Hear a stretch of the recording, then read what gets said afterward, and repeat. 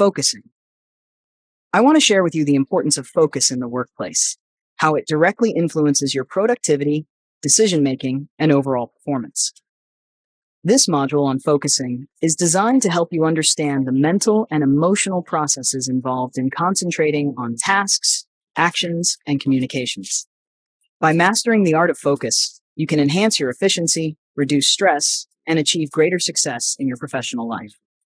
Focusing, the act of deliberate concentration.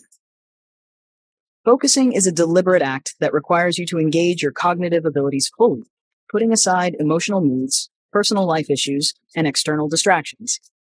In this section, you'll learn how to bring relevant tasks to the forefront of your mind, effectively prioritizing and managing your mental energy. The key to focus lies in your ability to use selective, divided, and sustained attention appropriately. Understanding the importance of deliberate focus is critical because it enables you to manage your mental resources efficiently, leading to higher productivity and better quality work. Regularly practicing focus enhances your ability to tackle complex tasks with clarity and purpose. However, if you fail to develop this skill, you may find yourself easily distracted, leading to decreased productivity, missed deadlines, and a decline in the quality of your work. Focusing on tasks. Tasks are the building blocks of your workday, and focusing on them requires clear prioritization and time management. In this section, you'll explore how to categorize tasks based on their urgency and importance, ensuring that you allocate your time and energy effectively. Knowing how much time you need to complete a task and how to communicate your needs to your superiors is also crucial. The ability to focus on tasks is vital because it directly impacts your ability to meet deadlines and produce high-quality work. By mastering task focus, you ensure that your efforts are aligned with your goals and that you are using your time wisely. On the other hand, a lack of focus on tasks can lead to inefficiency, procrastination, and a sense of being overwhelmed by your workload. Focusing on actions. Actions involve the practical steps you take to complete your tasks, such as communicating, meeting, and discussing. This section will teach you how to prioritize actions based on their importance and the information required to complete them. You'll also learn how to ensure that your actions are directly linked to the successful completion of tasks, avoiding unnecessary distractions. Focusing on actions is crucial because it ensures that your work is directed towards meaningful outcomes. Effective action focus helps you avoid wasting time on unproductive activities, allowing you to achieve your objectives more efficiently. Without a clear focus on actions, you may find yourself caught up in unimportant tasks, leading to missed opportunities and decreased effectiveness in your role. Your hard skills are the core competencies that you were hired to perform. This section emphasizes the importance of continually developing and refining these skills to stay relevant in a constantly changing work environment. You'll learn how to integrate your hard skills with other disciplines within your organization, fostering collaboration and enhancing your overall contribution to the team. Focusing on hard skills is essential because it ensures that you remain competitive and valuable in your field. By regularly updating your knowledge and abilities, you position yourself as a key player in your organization. However, neglecting to focus on your hard skills can lead to stagnation, making it difficult for you to keep up with industry advancements and diminishing your professional growth. Focusing, subconscious aspects to consider. Your ability to focus is influenced by subconscious patterns, such as your operational style, whether you prefer options or procedures, and your experience of time, whether you live in the moment or view life as a series of events. This section helps you understand these patterns and how they impact your focus, enabling you to adjust your approach for maximum effectiveness. Understanding these subconscious aspects is important because they shape how you approach tasks and manage your time. By becoming aware of your natural tendencies, you can tailor your focus strategies to suit your strengths, leading to more efficient work habits. Conversely, ignoring these aspects can result in frustration, inefficiency, and a lack of progress in your tasks. Some points to ponder about focusing. Focusing is not just a mental activity. It consumes significant emotional and physical energy.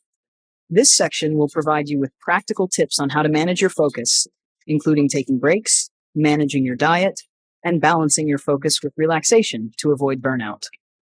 Recognizing the physical and emotional demands of focus is essential for maintaining long-term productivity and well-being. By managing your focus effectively, you can sustain high levels of performance without sacrificing your health. Failing to consider these factors can lead to stress, exhaustion, and ultimately a decline in both your work and personal life.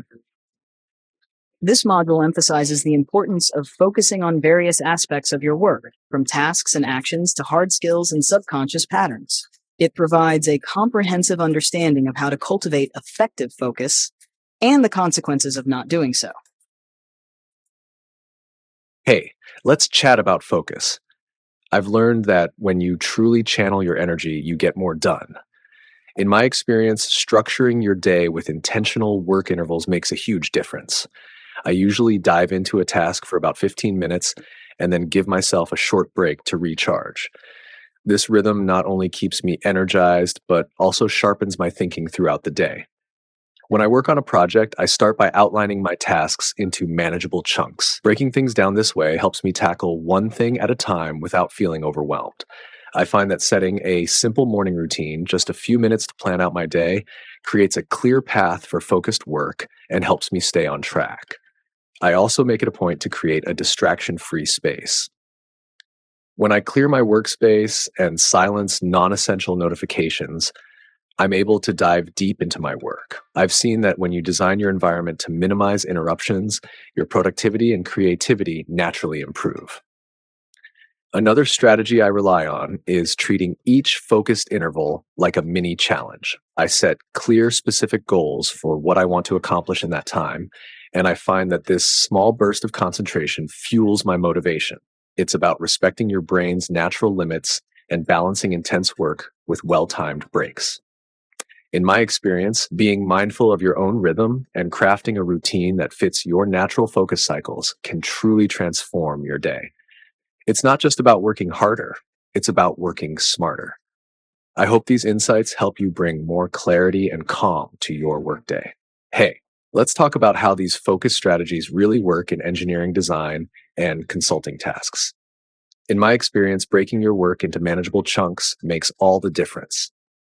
For example, when I'm working on an engineering design project, I start by breaking the process into clear stages.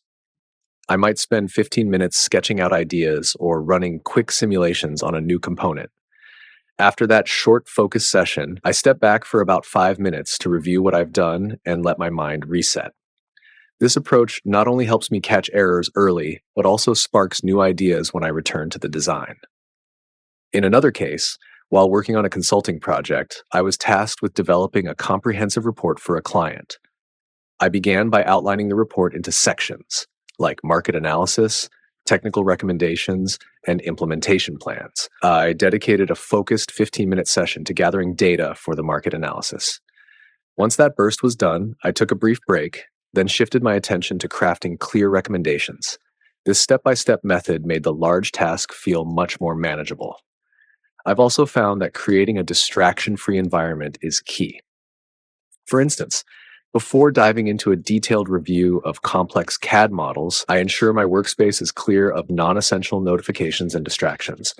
This way, I can really dive deep into problem solving without interruptions. Using digital timers has also been a game changer for me. Whether I'm refining an engineering design or compiling insights for a consulting report, setting a timer for each focused interval keeps me on track and prevents burnout. By applying these methods, breaking tasks into short, focused intervals, creating a distraction-free space, and setting clear, specific goals, you can tackle even the toughest engineering and consulting challenges with greater clarity and efficiency. I've seen firsthand how this approach not only boosts productivity, but also enhances the quality of the work. Hey, let's chat about how focus ties into balancing subjective and objective behaviors, especially in fields like engineering design and consulting. When you're deep in a design task, your focus naturally shifts into an objective mode. In my experience, that means zeroing in on data, measurements, and clear technical requirements without letting personal opinions interfere. For example, when I'm drafting a new component design, I break the work into focused sessions, like spending 15 minutes on technical sketches or running simulations, so I can objectively analyze what works best. On the flip side, when it comes to interacting with colleagues or clients, a subjective approach comes into play. I've seen that when you discuss ideas or gather feedback, you need to tap into your emotional intelligence. This means understanding opinions, feelings, and even the subtle cues that make communication effective. For instance, during a consulting project, after objectively gathering and analyzing data for a report, I shift gears to listen carefully to a client's concerns and preferences. This subjective interaction helps build trust and ensures the solution fits their unique needs. I recall one engineering design project where I was tasked with creating a new control system under tight constraints. I set aside dedicated intervals to collect and analyze technical specifications, focusing solely on system requirements and performance metrics. Once I had a clear, objective foundation, I met with my team to brainstorm improvements. In that meeting, I welcomed subjective feedback, such as creative ideas and personal insights, which helped us enhance the design beyond just the numbers. This blend of objective rigor and subjective insight not only improved the technical quality of the design, but also ensured that the final product was user-friendly and innovative. In another consulting engagement, I was involved with a manufacturing firm looking to streamline its operations. I began by meticulously gathering data on production processes and efficiency rates, using focused work sessions to build a solid, objective analysis. Then, I scheduled one-on-one meetings with key stakeholders to understand their perspectives and challenges. These conversations allowed me to incorporate subjective elements, such as personal experiences and team sentiments, into my recommendations. By combining hard data with thoughtful human-centered feedback, I was able to deliver a solution that was both technically sound and resonated well with the team, proving that integrating both objective and subjective behaviors leads to more effective and balanced outcomes. Another example from my work in engineering design involved developing a new prototype for an energy-efficient system. I dedicated several focused sessions to run tests and collect objective data, like energy consumption rates and reliability metrics. Once I had a comprehensive set of figures, I organized a session with potential end users to gather their impressions on the prototype's usability and design aesthetics. Their subjective feedback, which included how they felt about the interface and overall user experience, helped me refine the design to not only meet technical standards, but also appeal to the target market. In a consulting project with a startup, I faced the challenge of crafting a business strategy that truly resonated with the team. I started by dedicating focused time blocks to analyze market trends, revenue figures, and competitor strategies, ensuring my insights were rooted in solid, objective data. After building this analytical foundation, I hosted interactive brainstorming sessions with the startup's founders, inviting them to share their vision, concerns, and creative ideas. This blend of hard data and heartfelt input allowed me to develop a strategy that was both pragmatic and inspiring, aligning the startup's numbers with its unique cultural aspirations. Let me share 5 examples from my experience in process and instrumentation and control design in upstream oil and gas, where balancing objective data with subjective insights really made a difference. 1. Wellhead separator control system. When designing a control system for a wellhead separator, I start by gathering objective data from sensors measuring pressure, temperature, and flow rates. I then spend focused sessions analyzing this data, ensuring every parameter is within design limits. After these objective steps, I engage with field operators, whose hands-on experience provides subjective insights into how the separator performs under real conditions. This balanced approach helps me fine-tune control algorithms so the system can reliably manage variable production scenarios. 2. Reservoir pressure and temperature monitoring. In developing instrumentation for continuous reservoir monitoring, I dedicate specific work blocks to review sensor specifications and historical production data. By doing so, I objectively determine which sensors best capture the necessary parameters. Then, I consult with field engineers and geoscientists to understand any nuances or site-specific challenges they've observed. Their subjective input often reveals environmental factors or operational quirks that pure data analysis might miss, ultimately leading to a more resilient monitoring system. 3. Gas lift optimization control. For a gas lift optimization project, I first break down the process into measurable steps, calculating gas injection rates, oil production trends, and pressure drops using clear numerical models. These focus sessions ensure that every control strategy is rooted in solid technical data. Later, I discuss my preliminary designs with production managers and field technicians. Their practical feedback helps me adjust the control strategies to account for day-to-day operational realities, creating a system that not only looks good on paper, but also works effectively in the field. 4. Multi-phase flow metering system. Designing an instrumentation package for multi-phase flow measurement involves deep dives into the technical details of sensor calibration and signal processing. I usually spend time in concentrated intervals reviewing flow dynamics and sensor performance data to develop an accurate measurement model. Once I have the technical framework in place, I bring in subjective insights from operators who have dealt with similar systems. Their firsthand experiences with installation challenges and maintenance issues guide me in refining the design to be both accurate and practical. Number 5, integrated control for remote production facilities. Creating an integrated control system for remote production sites requires managing data from multiple wellheads. I start by objectively mapping out the control architecture, identifying data flows, sensor placements, and automation protocols. In focused work sessions, I ensure that every technical detail is robust.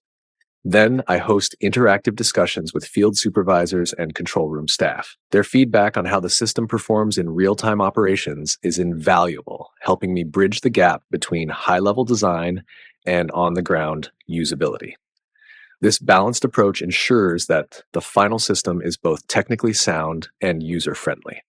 Each of these examples shows how combining focused, objective analysis with subjective, experience-based insights creates more effective, reliable control and instrumentation solutions in the challenging environment of upstream oil and gas.